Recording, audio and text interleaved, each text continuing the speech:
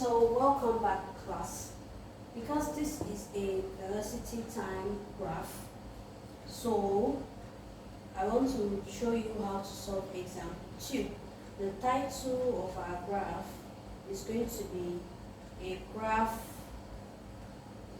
of V against T.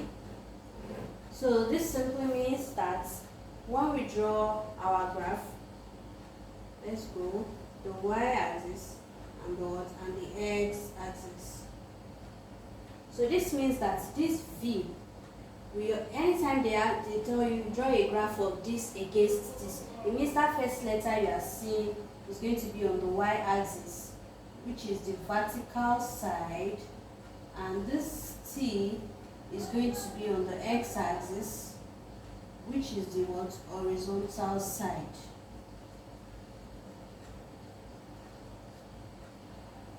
So, and as we all know, our vertical is this, horizontal is this. So now, let's move.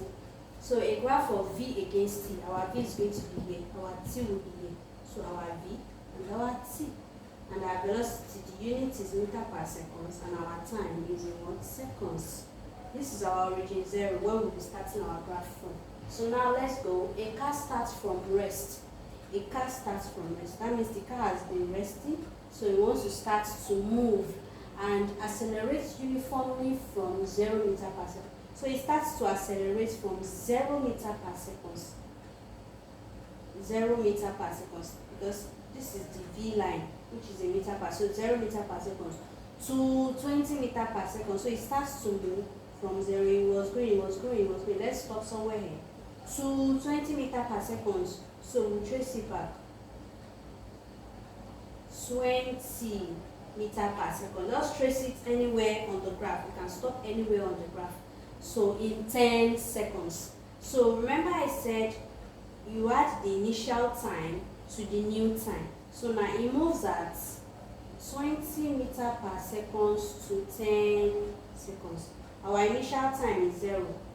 So and the new time now is 10. So 0 plus 10 is what? 10 seconds. So you trace it down.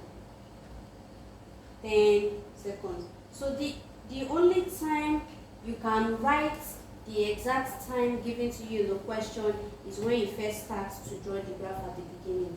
So now let's go. It then continues at this constant speed of 20 meters per second. That means it continues moving at the same speed of 20 meters per second, this same speed of 20 meters per second, for another 5 seconds. As I said, you cannot just write that 5 seconds. When you trace it down, you cannot just write that 5 seconds. You have to add the previous time, the last time on your graph, to the new time. So the last time was 10, this 10 here, for another 5 seconds. So plus this 5, which is what? 15. Again, the last time we have on our graph was 10 seconds, and they said it continues to move at a constant speed of 20 meters per second. It means it continues moving this way for 20 meters per second for another 5 seconds. So that 5 seconds now, you add it to this 10 that is here, that's 15. And then it decelerates at 15 seconds. So that means it stops moving, it goes down at 15 seconds. You will not write 15 again, you add it to this 15 that is here before. So 15 plus 15, that's 30. So that's what? 30 seconds. So it decelerates at 15 seconds, meaning that it came back down at 15 seconds. But because we already have a previous time of 10, you add it to that 15, it gives us 30 seconds. So now they ask us to draw our velocity time graph. This is our velocity time graph. This graph is our velocity time graph.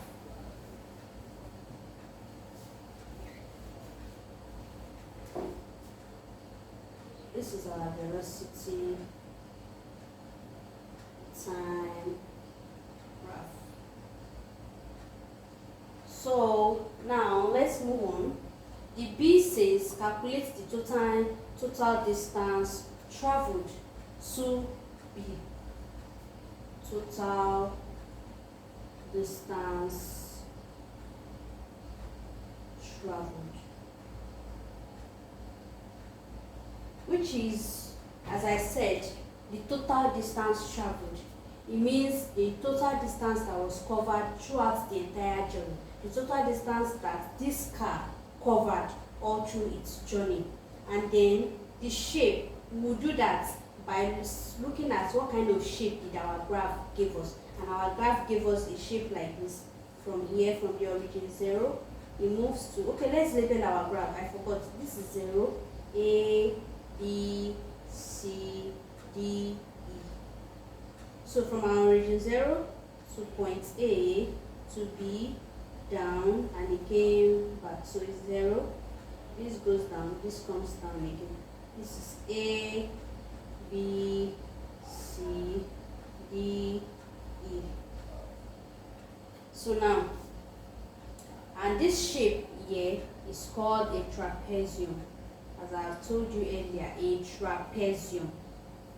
And the formula for, so now if we want to get our distance traveled, we need to use the formula for this shape called a trapezium to calculate the total distance this car traveled in this graph. So, and the formula for trapezium is what our half A plus B times H. And I told you previously, half, our A is always from this place to this place, from this place to this place. On the graph, from this place to this place, from this place to this place, always from here to here.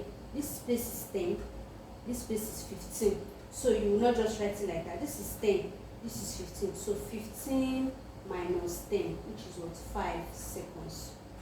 So whatever you have here and whatever you have here, you subtract it from each other. Then that will be your what, your A. So now let's move on. So for our base, we already know that for any shape, even if it is a triangle, our base is always this whole place.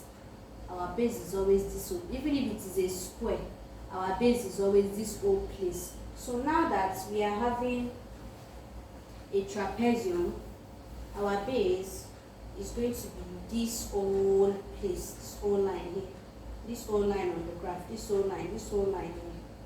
And this whole line starts from 0 to 10 to 15 to 30. The largest number is stopped at what? 30. So it means the whole line is what? 30. You write your what? You write your 30. And our height means how tall our trapezium is. Our trapezium started from here and it ended here. It started from here and it ended here. So from here to here is what? 20. This 20. Write it here.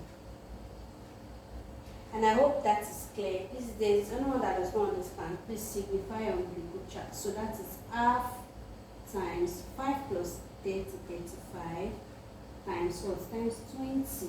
Then our usual math way, 2 year 1, 2 year 10. So we have 35 times 10, which is what? 350 meters. Always put your unit meters. It is a meter because we are looking for distance. So that is how we do that. So for our C now, our C, it says, what does the area under a velocity time graph represent? The area under a velocity time graph, the area is simply this thing that we just finished calculating, this distance that we calculate. This whole thing that we finished calculating is the area of the graph. This total distance covered is the area of our graph. And then our area of our graph for a velocity time graph, the area is called a displacement.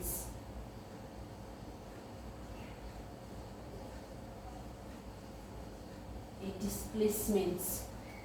So this whole thing that we did in 2B that we calculated here is called the area of this trapezium, of this our graph. And that area is called what? Displacement. So what does the area under a velocity time graph represent? It represents displacement. That's the simple answer. So there's also one thing I also want you guys to note. Please write all of this in your notes because I'll be marking them in our next class. There's also something I want you guys to note. What it is that the slope You know we have different types of graph. We have a distance. This one now is a velocity time graph. So as I said, if they ask you to draw a distance time graph, for example, they gave you your tables of value, distance against time, a graph of, okay, let me write it in full. If they ask you to draw a graph of distance against time, as I said, this means this is going to be on the y-axis on this side, and this is going to be on the x-axis on this side. So they'll give you your values. If they ask you to draw a graph of distance against time, the slope, the graph will go this way. This is supposed to be your distance, which is in meters, and this will be your time, which is in seconds. And they give you your origins, and then maybe they give you your parameters, and the graph goes this way. When you finish drawing all your points, maybe the graph now goes this way. You now want to find slope. You know Miss Lawal told you the slope, you just root 2 points together here. So the slope of that graph is called a speed. The slope is called a speed, because when you are looking for slope, as Miss Lawal told you, is y2 minus y1 over what? x2 minus x1. This is the y-axis here, and this is the what? X-axis here, the x-axis. So now this y over x now means that this place is your what? Y2. This place is your what? Y1. This place is your what? When you trace it down, is your what? X2. This place is your what? X1. This one now you trace it forward here. You trace it here like this. This is y1. This one you trace it here like this. This is y2. So, and on this y-axis now we have our what? Our distance. And on the x-axis we have our what? Our time. And if we remember, I told you that the formula for speed is what? Distance over time. So can we see the reason why the slope of a distance against time graph is going to give us speed? So we are drawing a graph of distance against time, distance over time, which is a speed. So when they ask you what does the slope of a graph of distance against time gives us, your answer will be what? Your answer will be, it gives us speed. It gives us speed. So another one again that I want to tell you guys about is a displacement time graph. A graph of displacement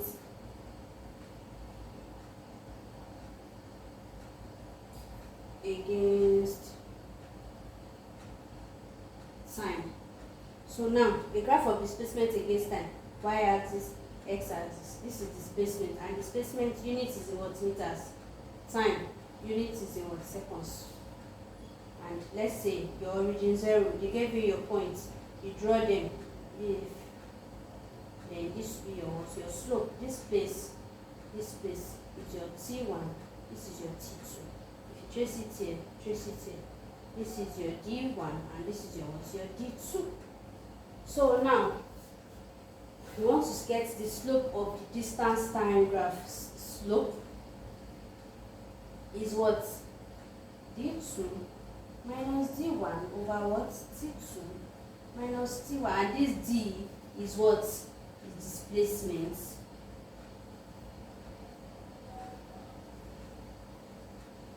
And this T is what? Is time. So now if we recall very well, I gave you a formula during dimensional analysis, which is what? Velocity is equals to what? Displacement over time.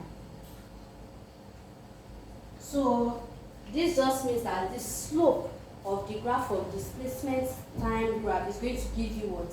Velocity. So if they ask you in the exam, what does the slope of the graph of a distance displacement times graph give you? You say velocity. Even if you don't understand all this my English, just put it in your head that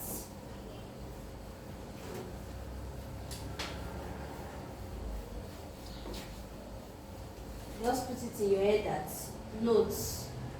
Please write all of this in your notes.